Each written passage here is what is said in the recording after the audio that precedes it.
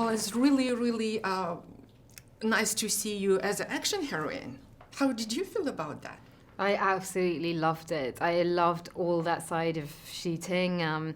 It's actually, also gives you the stamina to get through a long shoot because you have to be incredibly disciplined. You have to be in the gym at kind of 5 o'clock in the morning, and it's pretty consistent throughout shooting. But it does. It changes your perspective on things. It's absolutely wonderful. I would say for anyone doing anything, the more you can exercise, the better you feel.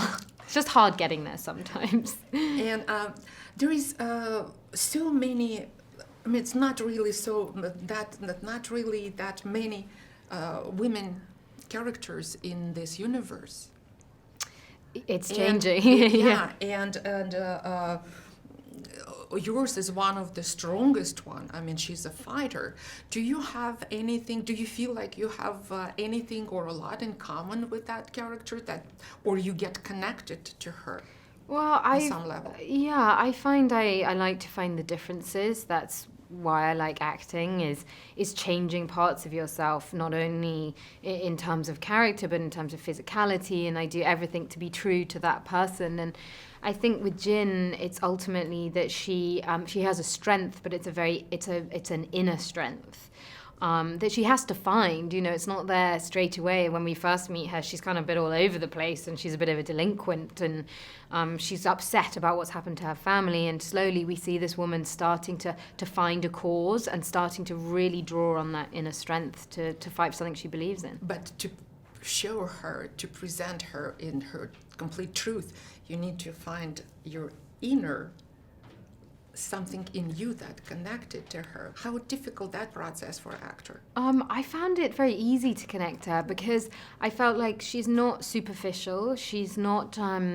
She doesn't mince her words. She's straightforward. She respects as well. What's so important is it's very much a team that she's a part of, and she respects each and every one of them, and for very different reasons. And what I liked about it is that she's capable of being a great leader. She doesn't know that at first, but by the end of the film, we really see this woman taking hold of her life and taking hold of a situation. But I have to say, it was an absolute pleasure, not to be sort of running around after someone else. And you would be happy to go back to that character again. Yeah, definitely.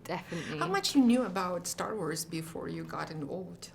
I had seen it. It touches everyone at some point in their lives, and I used to watch a lot of films with my cousins when we were very little, and we would go around to their house and we'd sit by the VHS player, and which makes me seem very old, and and watch kind of religiously and with absolute devotion watch these films and just absorb every minute of them. And it would go from, we'd watch Tremors, Star Wars was on our sort of hit list, and then things like The Addams Family. We totally absorbed American culture. That was very important. When you start getting into that universe, did you look a little bit deeper, like the fans, what they creating? I was totally overwhelmed. Well, what's incredible is when you go to these fan conventions, is the affection and the warmth and the hope, actually, that Star Wars brings. And it is I remember Kathy Kennedy saying months ago, she said, "You're not going to believe what it's like at these conventions. It's not what you expect. It's actually people are, there's a lot of without sounding too cheesy, there's a lot of love. It's very, it brings people together, because their stories rooted in vulnerability and showing us we don't always have to be perfect every single step of the way."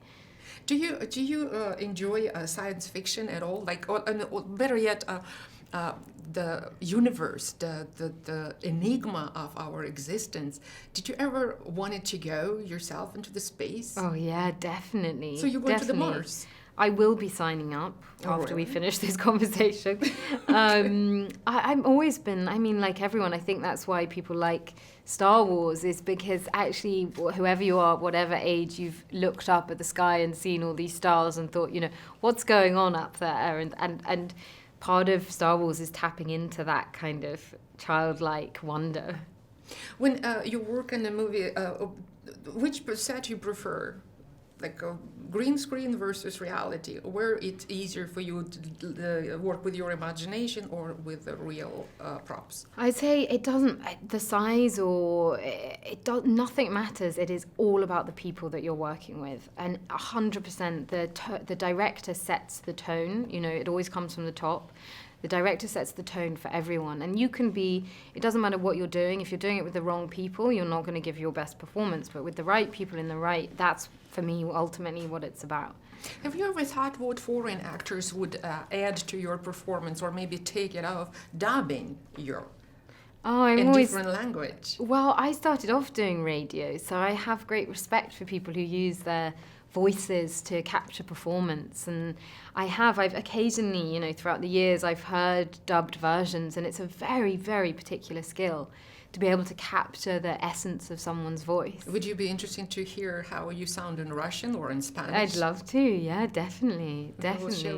Well, and because we're going to the holiday season and the Christmas time, imagine that you are still in that universe. What and from whom would you like to get a Christmas present? Maybe Darth Vader or something? The cyber sword? I think I'd be interested in getting a present from Jar Jar Binks. That would be interesting. Or C-3PO.